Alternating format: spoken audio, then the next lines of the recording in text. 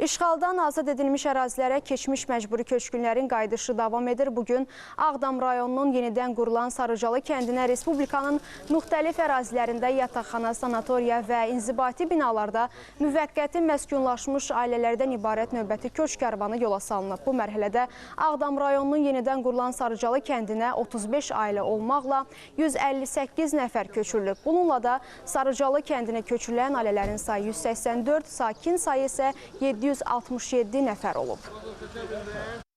Yəni böyük həvəslə öz torpaqlarımıza qayıdıb, bundan sonra öz vətənimdə yaşamaq istəyirəm, öz torpağımda yaşamaq istəyirik. Kitablarda falan oxuyurduq, görürdük, maraqlı gəlirdi, gedib görmək istəyirdik. Ora belə olub, maraqlı gəlirdi bizə ki, necə yerdir, indi inşallah gedib görəcəyik. İndi Xocalıya baxanda necə çıxdıqlarını, indi bizim necə getdiyimizə baxanda biraz kədərlənirik, pis oluruq.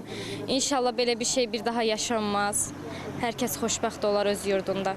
Doğma torpaqlarıma getmək istəyirəm, quşlarımı da aparmaq istəyirəm, Ağdamda yaşamaq istəyirəm. İnşallah orada universitetə zada girmək istəyirəm. Allah prezidentimizin canını sağ eləsin, şəhidlərimizə rəhmət eləsin, qazilərimizə də can sağlığı versin. Çox sevincliyik, öz elimizə, yurdumuza gedirik. Bugün